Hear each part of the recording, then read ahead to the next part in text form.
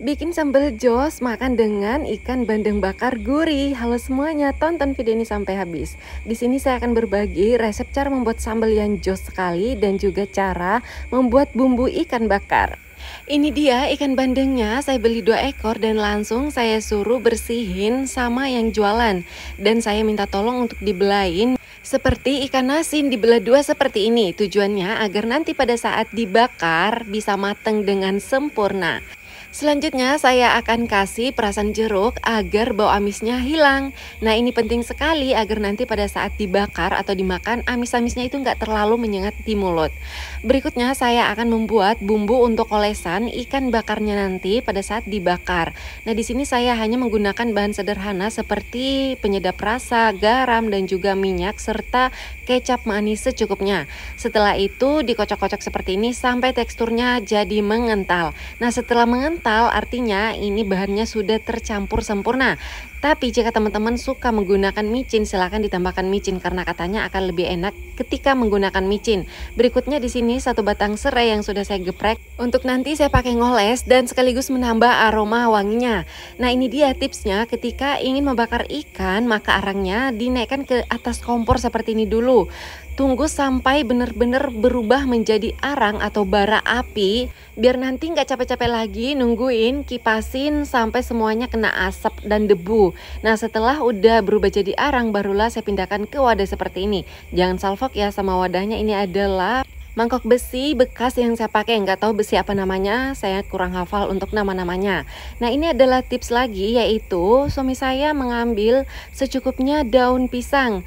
Tujuannya nanti untuk dijadikan alas seperti ini. Agar kenapa? Agar ikannya pada saat dibakar itu nggak lengket. Nah, ini adalah tips dari suami saya ketika bakar-bakar ikan. Biar nanti pada saat ikannya udah matang, benar-benar matang. Selain itu akan memberikan aroma wangi dari daun pisang ini. Karena seperti biasanya daun pisang ini ketika dibakar gitu ia akan mengeluarkan ciri khas, wangi ciri khas yang benar-benar khas dan juga menambah selera makan.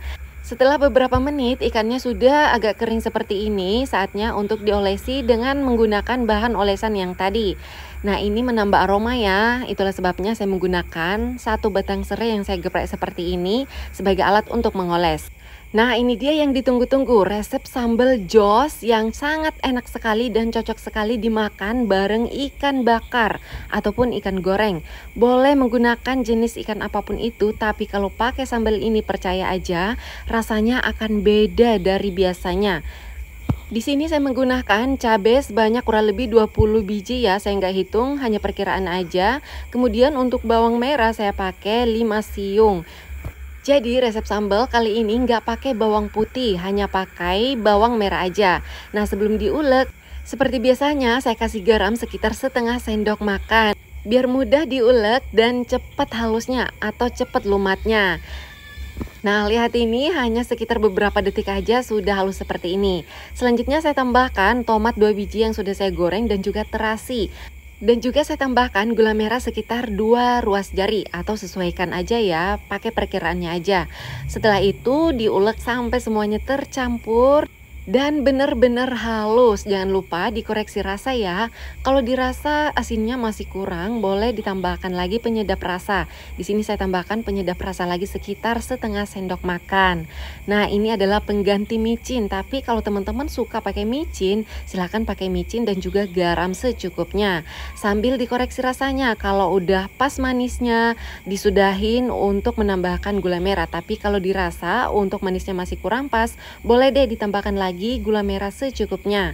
Pokoknya disesuaikan aja dengan selera masing-masing. Nah, sambil menunggu ikan bakarnya mateng, saya mau cerita sedikit mengenai ikan bandeng. Jujur ya, belum lama ini saya baru tahu ternyata ada yang dinamakan bandeng betina dan bandeng laki. Kalau bandeng betina itu bentuknya agak-agak gendut dan agak pendek. Tapi kalau bandeng laki bentuknya agak kurus dan panjang. Nah, ternyata harganya juga beda. Harga bandeng betina itu ya jauh lebih mahal ya dibandingkan bandeng laki. Nah, kalau di tempat saya bandeng laki itu biasanya dibuang-buang aja kalau lagi musimnya. Atau diolah oleh orang-orang menjadi amplang misalnya atau ikan asin. Nah, kalau di tempat teman-teman bagaimana? Tulis komentarnya di bawah video ini ya. Oh ya, lanjut. Di sini saya akan langsung mencicipi selagi masih hangat. Karena bandeng itu kalau dimakan selagi hangat rasanya enak banget. Tapi kalau dimakan di saat sudah dingin, tiba-tiba berair dan baunya cukup amis. Oleh sebab itu ketika masih hangat wajib sekali dihabiskan. Kata suami saya ini rasanya enak banget. Sambelnya jos dan ikan bakarnya gurih. Nah, kalau saya makan ikan bakar bandeng itu nggak suka kalau terlalu mateng, karena kalau terlalu kering ikannya, biasanya rasanya itu kurang enak. Kayak kaku-kaku gitu ya, agak keras. Dan kalau masih lembek seperti ini, yang paling saya suka juga adalah bagian perutnya. Coba lihat ini lemaknya semuanya ngumpul di sini. Dan rasanya ketika dimakan, lezat sekali bagian perut bandengnya. Ditambah dengan nasi hangat dan juga sambal jos ini. Wah, nggak terasa makan satu panci habis juga pagi ini ya, karena emang rasanya seenak ini. Nah, buat teman-teman yang mau coba resep sambal ini, saya persilakan dengan senang hati. Dan jangan lupa tulis komentarnya di bawah video ini ketika teman-teman udah mencoba resep sambal ini. Bagaimana pendapatnya? Apakah lidah kita cocok atau berbeda? Karena kembali lagi selera kita biasanya beda-beda.